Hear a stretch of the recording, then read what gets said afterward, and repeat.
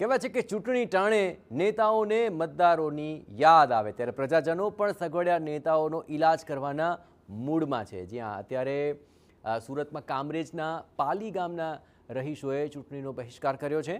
ગ્રામજનોનો એ આરોપ છે કે ગામમાં ડ્રેનેજ, પેવર બ્લોક નાખવા જેવા વિકાસના કામો માટે મોટા પાયે ભ્રષ્ટાચાર થયો। સુજલામ સુફલામ યોજનામાં ભ્રષ્ટાચારના પુરાવા હોવાની રજૂઆત છે અને આરટીઆઈમાં માહિતી મેળવીને પુરાવા સાથે રજૂઆત મામલે યોગ્ય કાર્યવાહી ન કરતા ગ્રામજનોમાં રોષ છે। તેમણે ચૂંટણી બહિષ્કારનો નિર્ણય લીધો છે। વોટ માંગવા કોઈ નેતા ગામમાં આવી જાય તો તેને પણ રોકડું પરખાવતા ચૂંટણી બહિષ્કારના બેનરો ગામમાં ઠેર ઠેર લાગેલા છે।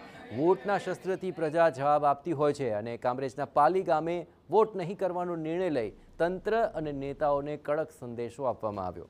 ગામમાં 1000 મતદારો હોવાથી ચૂંટણી બહિષ્કાર આ વિસ્તારમાં રાજકીય પક્ષોનું ગણિત પણ બગાડી શકે તેમ છે।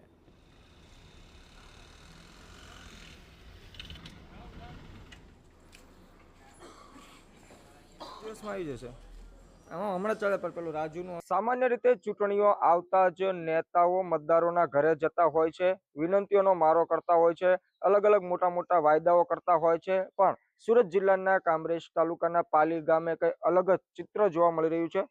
કામરેજ તાલુકાના પાલી ગામ ખાતે ગામમાં ઠેર ઠેર બેનરો લગાડી દેવામાં આવ્યા છે અને તેમાં સ્પષ્ટ ચૂંટણી બહિષ્કારના લખાણ લખી દેવામાં આવ્યા છે। સીધા દ્રશ્યો જોઈ શકો છો કે પાલી ગામે બહોળી સંખ્યામાં જે સ્થાનિકો એકઠા થયા છે અને જે સ્થાનિક સ્વરાજની ચૂંટણી આવી રહી છે આ ચૂંટણીનો તેઓએ સીધો જ બહિષ્કાર કરી દીધો છે।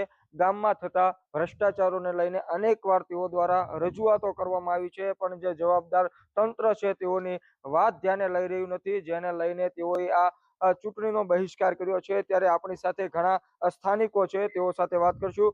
જે રીતે ગામમાં ઠેર ઠેર બેનરો લગાડી દેવાયા છે, ચૂંટણીનો બહિષ્કાર થઈ રહ્યો છે, શું છે સમગ્ર મામલો?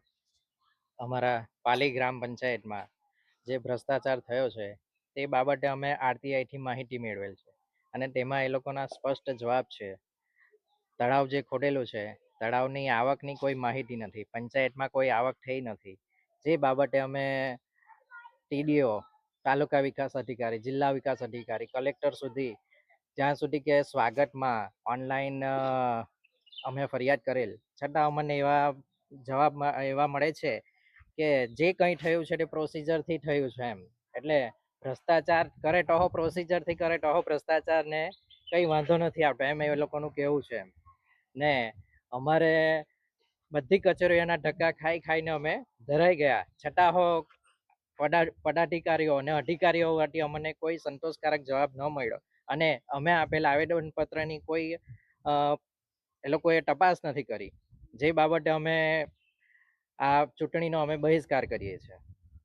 જી બિલકુલ, તો સંતોષકારક જવાબ નથી મળી રહ્યો તેવા આક્ષેપો થઈ રહ્યા છે। અનેક સ્થાનિક છે, આપ જણાવજો કઈ કઈ એવી ગ્રાન્ટો છે જેનો મોટા પાયે એમાં ગેરરીતિ થઈ છે? એક તો ખનિજ ચોરી, માટી ખનન, જે બાબતે પંચાયતમાં છે કોઈ એનો હિસાબ નથી, આવક નથી। ગટરના કામો છે, એક જ કામ જે સદર હેઠળ થઈ ગયેલું તે જ સદર હેઠળ ફરી પાછા તે જ નામથી ગ્રાન્ટ મેળવવામાં આવી, સ્થળ પર એ કામ થયું નથી, વળી પાછી ખોટી કરી છે એમ કરીને પાછી ગ્રાન્ટ મેળવવામાં આવી। નાણાકીય ભ્રષ્ટાચાર થયેલો પેવર બ્લોકમાં થયેલો છે અને આ સમગ્ર બાબતની ફરિયાદો ગામના એમની પંચાયતના જ ઉપસરપંચ અને અન્ય 3 સભ્યો દ્વારા તાલુકા વિકાસ અધિકારી, જિલ્લા વિકાસ અધિકારી, મામલતદારશ્રી, કલેક્ટરશ્રી પ્રાંત વિવિધ કચેરીઓએ સાધનિક અને એકદમ અસરકારક આધારભૂત આરટીઆઈ હેઠળ મેળવેલા પુરાવા સાથે કરવામાં આવી। તેમ છતાં જિલ્લા વિકાસ અધિકારીનો સ્પષ્ટ આદેશ કે આ અંગેની તપાસ કરીને એનો અભિપ્રાય અમને સુપ્રત કરો, તેમ છતાં નાયબ જિલ્લા વિકાસ અધિકારી દ્વારા સ્થળ તપાસની કોઈ ચકાસણી, કોઈ ખરાઈ કરવામાં આવી નથી, કોઈ રિપોર્ટ સોંપવામાં આવ્યો નથી। જેથી કરીને ગ્રામજનોને એવું લાગે છે કે આ સરકાર ભ્રષ્ટાચારીઓને છાવરી રહેલી છે, ભ્રષ્ટાચારીઓને બચાવી રહેલી છે।